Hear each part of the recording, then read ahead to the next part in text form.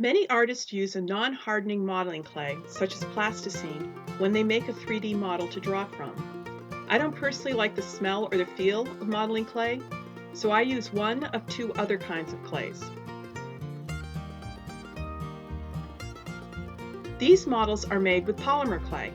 You can make a model with a solid body or models that have bendable arms and legs. For the bendable models, I make the head, hands, and feet out of clay. Then I cover the wire armature with wool roving to give it bulk.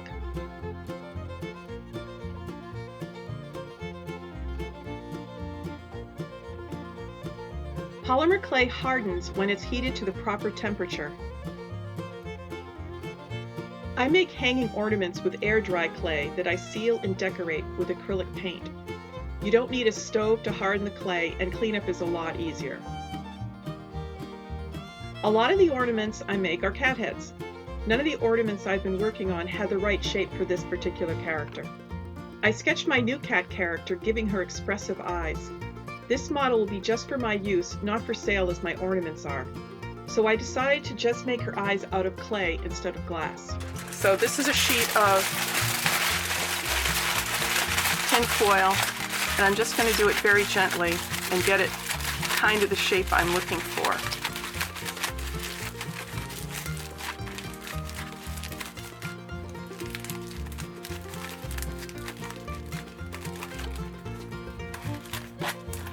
And when I attach this, I'm going to use tape the first time.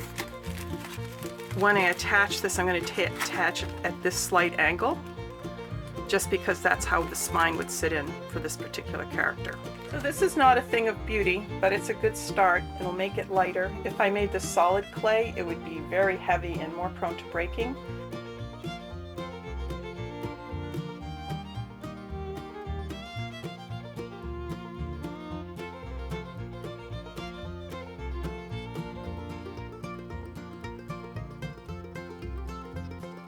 I let the head dry before I added ears. To make them stronger, I cut ear-shaped supports out of cereal box cardboard.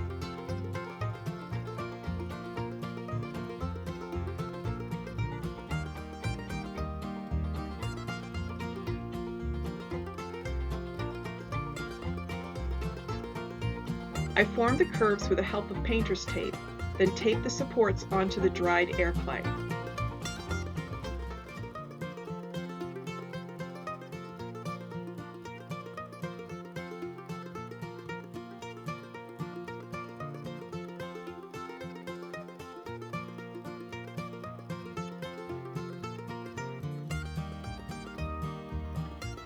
Even though the tape looks a bit bulky here, it will be covered by another layer of clay that's at least 1/4 of an inch thick. The tape won't be visible at all.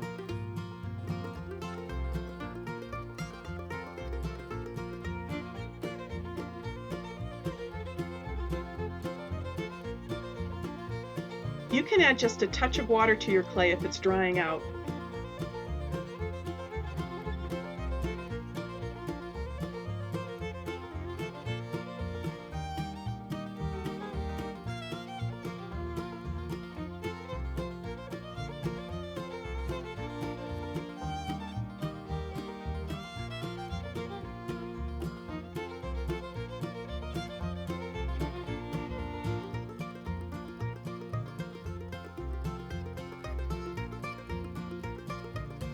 Smooth joints in the clay with water.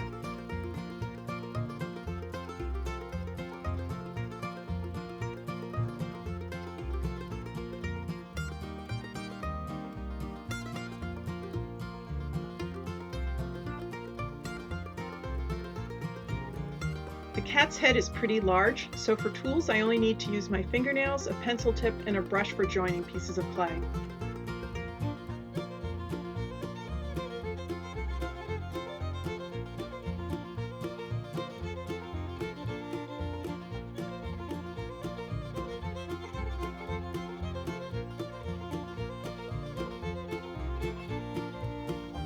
For the shoulders, I used trim bamboo skewers, but 2 popsicle sticks would have been better.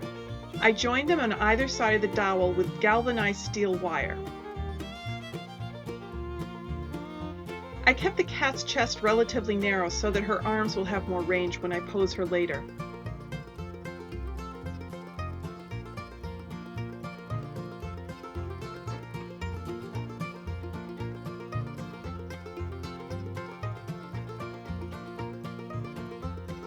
I formed loops with the wire so that I could attach the arms later. While I bulked up the torso with aluminum foil and then with clay, I made sure not to cover the arm loops.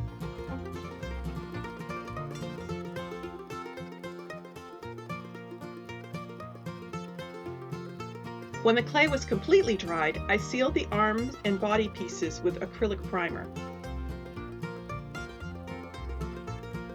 I added dark brown to the orange paint. This helped make the strokes I added later look brighter. The base color was still wet when I painted light blue for the cat's white markings. I was figuring out where I wanted the markings as I went along. At this point, it doesn't matter if the orange and the blue get mixed together.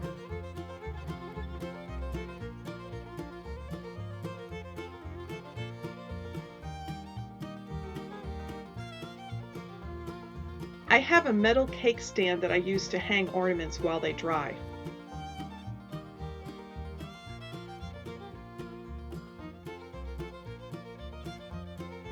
Keep adding layers of paint until you get the effect you want.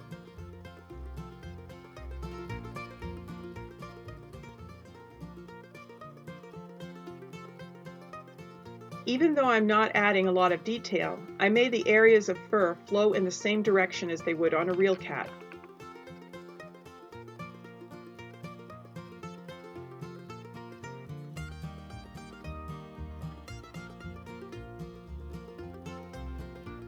When the paint was completely dry, I coated the surface with matte varnish.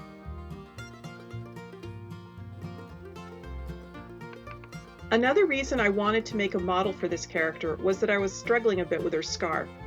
I wanted the scarf to be colorful and distinctive, but I was having trouble with how the design would change within the folds.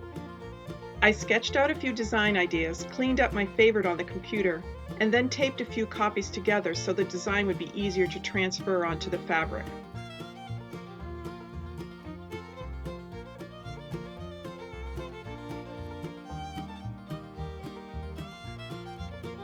Because a model would be wearing the scarf, not a person, I didn't worry that the acrylic paint might make it stiff in places. I taped the jersey to a board, thinned the acrylic paint, and filled in the transfer drawing.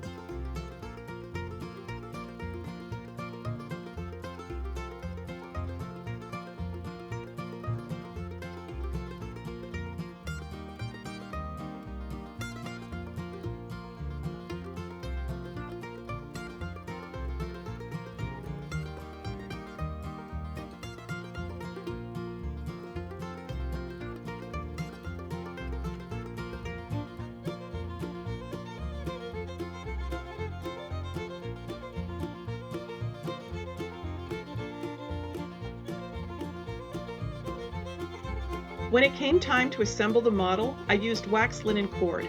Translucent fishing line works just as well.